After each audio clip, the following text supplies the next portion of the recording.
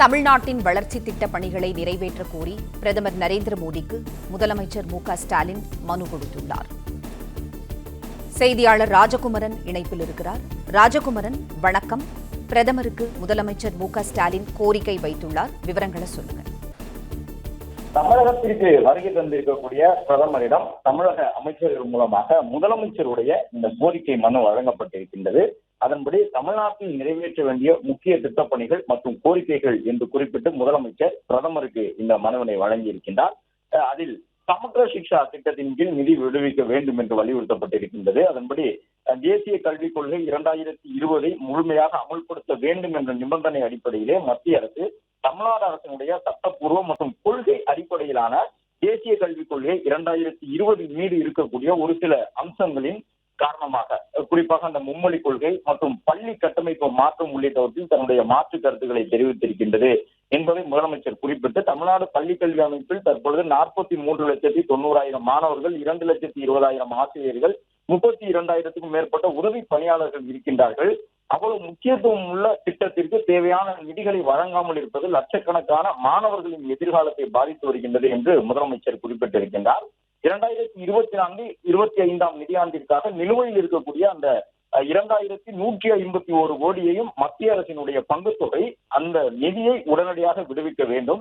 அடுத்த நிதியாண்டிற்கான முதல் தவணை நிதியையும் வழங்கிட வேண்டும் என்றும் முதலமைச்சர் குறிப்பிட்டிருக்கின்றார். PMC புரிந்துணர்வு ஒப்பந்தத்தில் கையெழுத்திடுவதை நிபந்தனை ஆக்காமல் கல்வி நிதியை விடுவிக்க வேண்டும் என்று முதலமைச்சர் வலியுறுத்தி இருக்கின்றார்.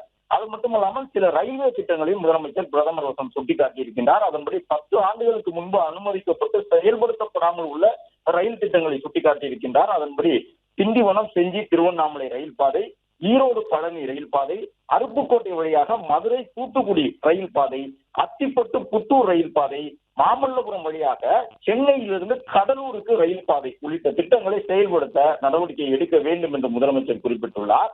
திருவனந்தபுரத்திலிருந்து கன்னியாகுமரிக்கு இரட்டை பாதை பணியை விரைவுபடுத்த வேண்டும். திருப்பத்தூர், கிருஷ்ணகிரி, ஓசூர் புதிய பாதைக்கு ஒப்புதல் அளிக்க வேண்டும். கோயம்புத்தூர், பல்லடம், கரூர், கோயம்புத்தூர், கோபிச்செட்டிப்பாளையம், பவானி, சேலம், மதுரை, மேலூர், துவரங்குறிச்சி, விராலிமலை, இனாம்குளத்தூர் மற்றும் மதுரையை சுற்றி புறநகர் ரயில் ஆகிய திட்டங்களுக்கு வழித்தட ஆய்வையும் திட்ட அறிக்கையும் ஒப்புதல் வழங்க வேண்டும் என்றிருக்கின்றார் முதலமைச்சர். சென்னை பெருநகர பகுதியிலே புறநகர் ரயில் சேவைகளை உச்ச நேரங்களில் இயக்க இடைவெளி நேரத்தை குறைக்க வேண்டும். குளிர்சாதனம் மற்றும் குளிர்சாதன வசதி இல்லாத மின்சார ரயில் பெட்டிகளை சென்னைக்கு கூடுதலாக வழங்க வேண்டும். முக்கிய புறநகர் வழித்தடமான தாம்பரம் மற்றும் சென்னை இடையேயான 4வது வழித்தடத்தை அனுமதித்து செயல்படுத்திடவும், ஆவடியிலிருந்து ஸ்ரீபெரும்புதூருக்கு ரயில் பாதை திட்டத்தை விரைவாக செயல்படுத்த வேண்டும் எனவும் முதலமைச்சர் வலியுறுத்தி இருக்கின்றார். மேலும் கோவை மற்றும் சென்னை ஆகிய நகரங்களின் வளர்ச்சிக்காக, மேம்பாட்டிற்காக சென்னை மெட்ரோ ரயில் நிறுவனம் கோயம்புத்தூரிலும் மதுரையிலும் மெட்ரோ ரயில் திட்டத்தை செயல்படுத்துவதற்கு தமிழ்நாடு அரசு ஒப்புதல் வழங்கியிருப்பதை நினைவு கூர்ந்துள்ள முதலமைச்சர், கோவை மெட்ரோ ரயில் திட்டம் 34 கிலோமீட்டருக்கும், மதுரை மெட்ரோ ரயில் திட்டம் 32 கிலோமீட்டருக்கும் முடிப்பதற்கான திட்ட மதிப்பீட்டை தமிழக அரசு தயாரித்துள்ளது. மெட்ரோ ரயில் கொள்கை 2017 படி கோயம்புத்தூருக்கும் மதுரைக்கும் தமிழ்நாடு அரசு திட்டமிட்டிருக்கக்கூடிய மெட்ரோவிற்கான பங்களிப்பு நிதியை 50-50 என்ற சதவீதத்தில் மத்திய அரசு வழங்க வேண்டும் என்று குறிப்பிட்டுள்ள முதலமைச்சர், மேலும் இந்திய மீனவர்களுடைய மீன்பிடி உரிமைகளை பாதுகாப்பதற்காகவும், கைது செய்யப்பட்ட தமிழக மீனவர்கள் மற்றும் அவர்களின் படகுகளை விரைவாக விடுவிக்கவும் நிரந்தர தீர்வு காண வேண்டும் என்று வலியுறுத்தி இருக்கின்றார்.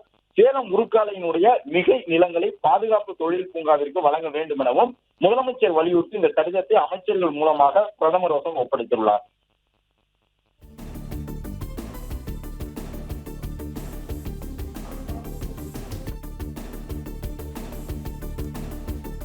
தமிழ்நாட்டின் வளர்ச்சி திட்டப் பணிகளை நிறைவேற்றக் கோரி பிரதமர் நரேந்திர மோடிக்கு முதலமைச்சர் மு.க.ஸ்டாலின் கோரிக்கை வைத்துள்ளார். தூத்துக்குடியில் நடைபெற்ற நிகழ்ச்சியில் முதலமைச்சரின் மனுவை பிரதமரிடம் வழங்கினார் அமைச்சர் தங்கம் தென்னரசு. பிளே ஸ்டோர் மற்றும் ஆப் ஸ்டோரில் இருந்து பாலிமர் செயலியை QR கோடு மூலம் பதிவிறக்கம் செய்யுங்கள். செய்திகளை உடனுக்குடன் பெறுங்கள்.